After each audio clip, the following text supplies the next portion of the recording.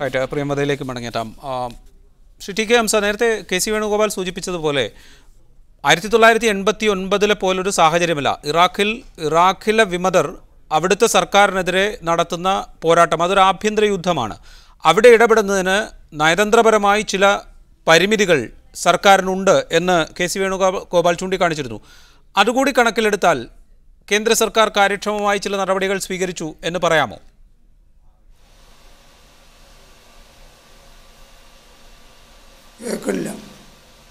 Shri T K Hamza, ഇറാഖിൽ താങ്കൾ നേരത്തെ സൂചിപ്പിച്ച 1989 സമാനമായൊരു സാഹചര്യമല്ല. ആഭ്യന്തര യുദ്ധമാണ് അവിടെ നടക്കുന്നത്. അവിടെ നിന്ന് ആളുകളെ ഒഴിപ്പിക്കുന്നതിന് കേന്ദ്ര സർക്കാരിന് ചില നയതന്ത്രപരമായ പരിമിതികളുണ്ട്. അത് കണക്കിലെടുത്ത ചില നടപടികൾ അത് സ്വീകരിക്കുന്നതിൽ സർക്കാർ പരാജയപ്പെട്ടില്ലേ? ഞാൻ പറഞ്ഞിട്ടുള്ള പോയിന്റ് അതല്ല. തൃക്കരിത്രി എന്ന സ്ഥലത്ത് നിന്ന് ഈ ഇസ്ലാമിക് സ്റ്റേറ്റ് തീവ്രവാദികൾ ഈ നഴ്സുമാരെ പൊക്കിയെടുത്ത് മുസോളിൽ കൊണ്ടുപോയല്ലോ. അതിന് മുമ്പ് ഇടപെടേണ്ടതായിരുന്നു. ആദ്യം ഗവൺമെൻറ്റിൻ്റെ അധീനത്തിൽപ്പെട്ട സ്ഥലത്തായിരുന്നു തിക്രിത്ത് എന്ന് പറഞ്ഞ സ്ഥലം. ആ സ്ഥലത്തായിരുന്നു ഇവരുണ്ടായിരുന്നത്.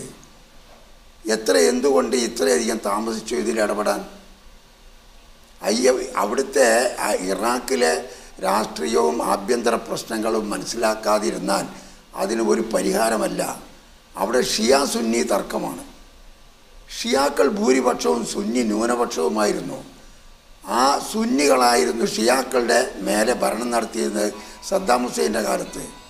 അന്ന് ഇന്ത്യ ഗവൺമെൻറ് സദ്ദാം ഹുസൈന് അനുകൂലമാണ് സംസാരിച്ചത്.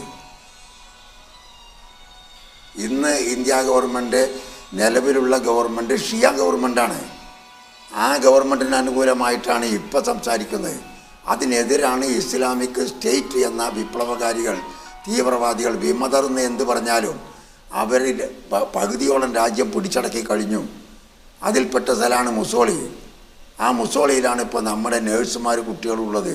ഈ വിഷയങ്ങളൊന്നും മനസ്സിലാക്കാതെ വെറുതെ അങ്ങനെ വർത്തമാനം പറഞ്ഞ് ചർച്ച ചെയ്ത് പോയത് കൊണ്ട് നമ്മളെ കുട്ടികളെ കിട്ടൂല. കുട്ടികളെ കിട്ടാനുള്ള ശ്രമം ഇന്ത്യ ഗവൺമെൻറ് സംസ്ഥാന ഗവൺമെൻറ് നടത്തണം.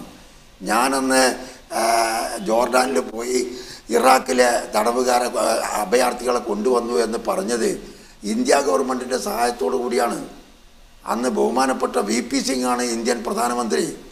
അദ്ദേഹത്തിൻ്റെ സഹായത്തോടു കൂടിയാണ് വിമാനത്തിൽ കൊണ്ടുവന്ന് ബോംബെയിൽ. അതുപോലെ ഒരു ശ്രമം എന്തേ ആദ്യം നടത്താഞ്ഞ്? കേന്ദ്രത്തിൽ നമ്മളെ ഗവൺമെൻറ് ഉണ്ടായിരുന്നു, കോൺഗ്രസ്സുകാരുടെ തന്നെ. അത് കഴിഞ്ഞിട്ട് ഇപ്പോഴും ഇവിടെ ഗവൺമെൻറ്റുണ്ട്.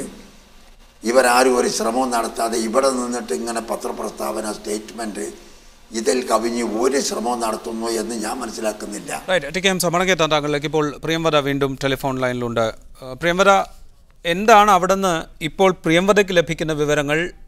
ISIS വിമതരുടെ പക്കൽ ഉണ്ടായിരുന്ന നഴ്സുമാർ അവർ അർബിൽ എത്തിയോ? എന്താണ് നമുക്ക് നൽകാൻ കഴിയുന്ന വിവരങ്ങൾ?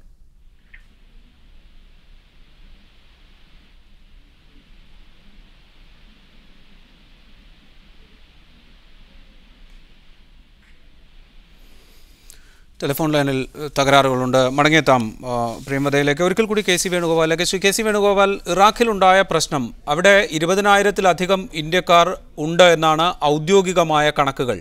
ഇറാഖിലുണ്ടായ ആഭ്യന്തര യുദ്ധം ഇത്രത്തോളം വലുതാകും അല്ലെങ്കിൽ ഇത്ര രൂക്ഷമാകും എന്ന് മുൻകൂട്ടി കാണുന്നതിൽ, അതിനനുസരിച്ച് നടപടികൾ സ്വീകരിക്കുന്നതിൽ ഇപ്പോൾ ടി കെ ഹംസ സൂചിപ്പിച്ചതുപോലെ തന്നെ തിക്രിത്ത് നേരത്തെ നൂറി അൽ മാലിക്കി ഭരണകൂടത്തിൻ്റെ നിയന്ത്രണത്തിലുണ്ടായിരുന്ന പ്രദേശമാണ്. ആ സംഘർഷം ഉണ്ടായ ഘട്ടത്തിൽ തന്നെ ഇവരെ ഒഴിപ്പിക്കാൻ കേന്ദ്ര സർക്കാരിന് ഒരുപക്ഷെ ആ ഭരണകൂടവുമായി സംസാരിച്ചാൽ സാധിക്കുമായിരുന്നു. അങ്ങനെ ഒരു ദീർഘവീക്ഷണത്തോടുകൂടി കാര്യങ്ങൾ ചെയ്യുന്നതിൽ കേന്ദ്ര സർക്കാരിന് പാളിച്ച പറ്റിയിട്ടില്ലേ?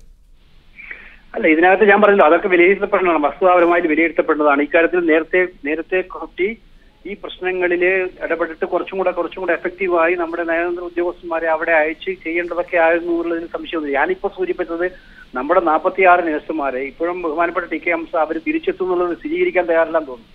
എന്തായാലും അവർ വളരെ സേഫായി, അവർക്ക് എയർ ഇന്ത്യ വിമാനം പോയി കഴിഞ്ഞാൽ അവരെന്തായാലും രാവിലെ 7 മണിക്ക് നെടുമ്പാശ്ശേരിയിൽ ഇറങ്ങും എന്നുള്ളത് വ്യക്തമായി കഴിഞ്ഞിരിക്കുകയാണ്. അതിനകത്ത് സംശയമൊന്നുള്ള കാര്യമല്ല, ഞാൻ മനസ്സിലാക്കിയിടത്തോളം അതുമായി ബന്ധപ്പെട്ട കാര്യങ്ങളുമായി ബന്ധപ്പെട്ട്.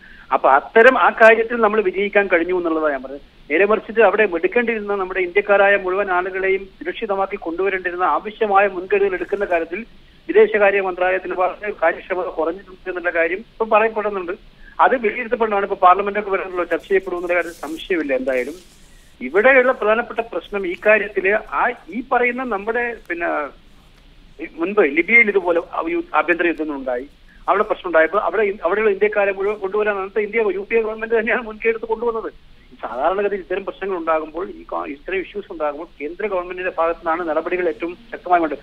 രാജ്യങ്ങൾ തമ്മിൽ നയതന്ത്ര ബന്ധം തീരുമാനിക്കുന്ന അങ്ങനെയാണ്, സ്റ്റേറ്റുകൾക്ക് പരിമിതികളുണ്ട്. പക്ഷെ ഇതുണ്ടായിട്ടും ഇവിടെ ഞാൻ മനസ്സിലാക്കിയിട്ടുള്ളത് മുഖ്യമന്ത്രി കഴിഞ്ഞ 2 ദിവസമായിട്ട് അവിടെയായിരുന്നു. ഓരോ നേഴ്സിംഗ് ആഭ്യന്തരമന്ത്രി ഉണ്ടായിരുന്നു.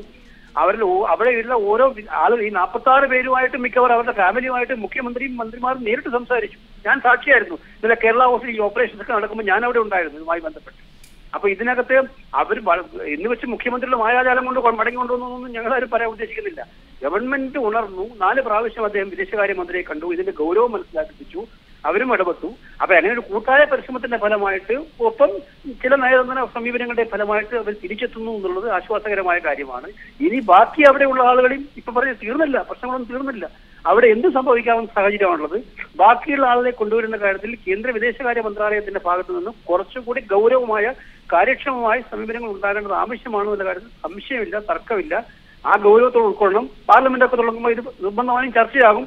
ഇതിനകത്ത് ഗവൺമെന്റിന്റെ ഭാഗത്തുണ്ടായ നടപടികൾ എന്തൊക്കെയാണെന്ന് ഗവൺമെന്റിന് വിശദീകരിക്കേണ്ടി വരും. നടത്തിയ കാര്യങ്ങൾ അതിന് വീഴ്ചകൾ ഉണ്ടായിട്ടുണ്ടോ എന്നൊക്കെ പരിശോധിക്കേണ്ടി വരും. അവിടെ അത് വ്യക്തമാക്കാമല്ലോ നമുക്ക്.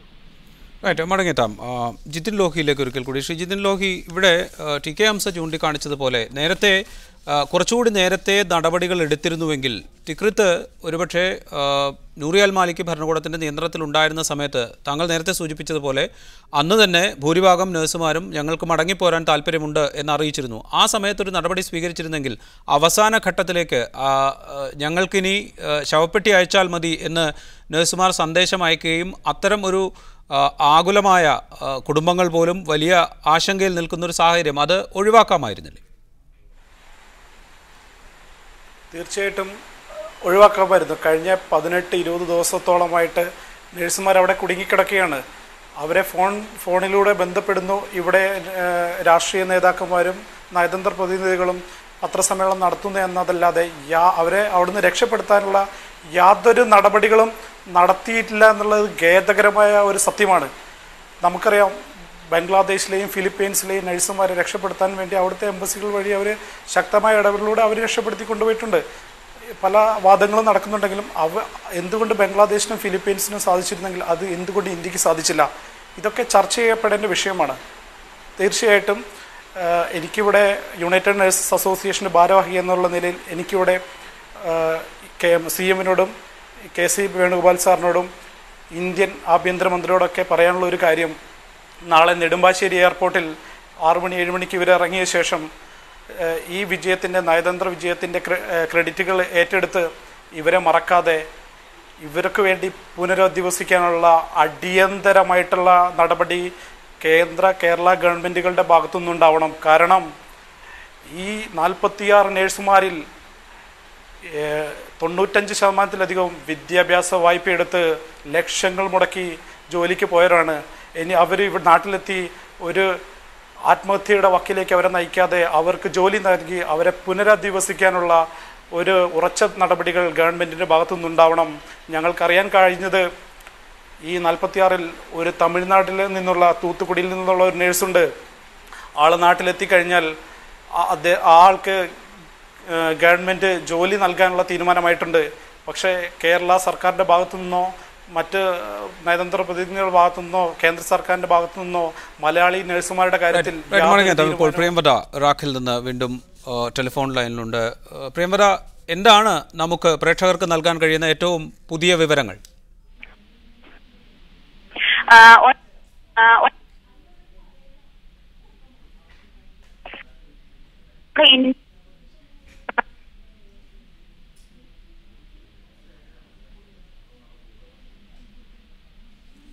ടെലിഫോൺ ലൈനിൽ വീണ്ടും തകരാറുകളുണ്ട്. പ്രിയംവദയുമായി സംസാരിക്കാൻ നമുക്ക് ശ്രമിക്കാം. അവസാനമായി ഒരിക്കൽ കൂടി ടി കെ ഹംസയിലേക്ക്. ശ്രീ ടി കെ ഹംസ, ISISന്റെ കസ്റ്റഡിയിലുണ്ടായിരുന്ന നഴ്സുമാർ മോചിതരായിരിക്കുന്നു എന്നതൊരു വസ്തുത തന്നെയാണ്. അവർ ഇന്ത്യൻ എംബസി ഉദ്യോഗസ്ഥരുടെ അടുത്തെത്തിയിട്ടുണ്ട്. അക്കാര്യം നഴ്സുമാരുമായി നേരത്തെ സംസാരിച്ചപ്പോൾ മീഡിയ വണ്ണിനോട് നഴ്സുമാർ തന്നെ പറഞ്ഞതുമാണ്. അക്കാര്യം സ്ഥിരീകരിക്കപ്പെട്ട് കഴിഞ്ഞിരിക്കുന്നു.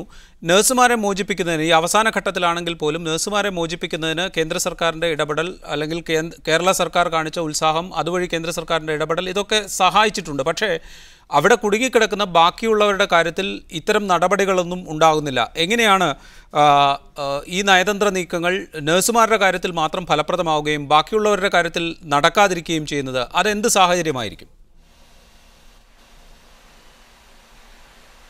എന്നെ സംബന്ധിച്ചിടത്തോളം നഴ്സുമാർ രക്ഷപ്പെടണം, നഴ്സുമാർക്കൊരു ബുദ്ധിമുട്ടുണ്ടെന്ന് ഈ ചർച്ചയിൽ പങ്കെടുത്ത് പറയാൻ തന്നെ അവരുടെ കുടുംബങ്ങളെ ഭയപ്പെട്ടിട്ട് എനിക്ക് സാധിക്കുന്നില്ല. നഴ്സുമാരും അതുപോലെ തന്നെ അവിടെ പ്രവർത്തിക്കുന്ന 10,000-കണക്കിന് ഇന്ത്യക്കാരും രക്ഷപ്പെടണം. നയതന്ത്ര പ്രവർത്തനം എന്ന് പറയുന്നത് മുൻകൂട്ടി കാര്യങ്ങൾ മനസ്സിലാക്കി ഇടപെടാനുള്ള കഴിവാണ്. സദ്ദാം ഹുസൈൻ്റെ മരണത്തിന് ശേഷം ഷിയ സുന്നി തർക്കം ശക്തിയായിട്ട് വരികയാണ്. അന്ന് ഷിയാക്കളുടെ ഭാഗത്തായിരുന്നു അമേരിക്ക, ഇപ്പോൾ സുന്നികളുടെ ഭാഗത്താണ്. ഈ വിപ്ലവകാരികളെ കൊണ്ട്, വിമതരെ കൊണ്ട് ഇസ്ലാമിക് സ്റ്റേറ്റ് മൂവ്മെൻറ്റ് ഉണ്ടാക്കുന്നത് അമേരിക്കക്കാരാണ്. അതുകൊണ്ടാണ് ഞാൻ ഭയപ്പെടുന്നത്. അവരുടെ പിടിയിൽ നിന്ന് ഈ പാവപ്പെട്ട നമ്മുടെ നാട്ടുകാരെ രക്ഷപ്പെടുത്താൻ എങ്ങനെ സാധിക്കും? അതിന് ഇന്ത്യ ഗവൺമെൻറ്റിൻ്റെ ശക്തമായിട്ടുള്ള ഇടപെടൽ വേണം. സംസ്ഥാന ഗവൺമെൻറ് അതിനു വേണ്ടി പൊരുതണം. അങ്ങനെയാണ് പണ്ട് ഇറാഖ് കുവൈത്ത് യുദ്ധത്തിൽ നമ്മൾ പ്രവർത്തിച്ചത്. ആ ഉദാഹരണം ഞാൻ പറഞ്ഞ നഴ്സുമാർ രക്ഷപ്പെട്ടതിട്ടുണ്ടെങ്കിൽ സന്തോഷം തന്നെയാണ്, അങ്ങേയറ്റം സന്തോഷം. ബാക്കിയുള്ളവരും രക്ഷപ്പെടണം. അതിനുള്ള ഇത്രയും താമസിച്ച് തിക്രത്തിൽ നിന്ന് മുസോളിലേക്ക് തീവ്രവാദികൾ തട്ടിക്കൊണ്ടുപോയി തടവിൽ പ്രാർപ്പിച്ചിട്ട് പിന്നെയാണോ ശ്രമിക്കുക? എന്നാലും ശ്രമിച്ചിട്ട് കിട്ടിയാൽ സന്തോഷം തന്നെയാണ്. കൊണ്ടുപോണതിൻ്റെ മുമ്പ് ശ്രമിച്ചില്ല എന്നുള്ള ആക്ഷേപമാണ് ഞാൻ പറഞ്ഞത്. ഒരാളെ ഇതുവരെ അവിടെ കൊണ്ടുവന്നിട്ടില്ല. നിതാക്കാത്തിൻ്റെ പേരിൽ കുടുങ്ങിയ എത്ര ആളുകളെ കൊണ്ടുവരുമെന്ന് പറഞ്ഞിട്ട് ആരെങ്കിലും കൊണ്ടുവന്നോ?